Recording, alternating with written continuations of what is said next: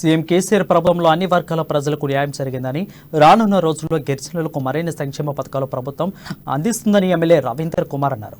నల్గొండ జిల్లా దేవేంద్రకొండ పట్టణంలోని ఆత్మీయ సమ్మేళనంలో ఆయన పాల్గొన్నారు. ఈ కార్యక్రమానికి ముఖ్య అతిథిగా హాజరైన ఎమ్మెల్యే రవీందర్ కుమార్ సీఎం కేసీఆర్ సంక్షేమ పథకాలు వివరించారు.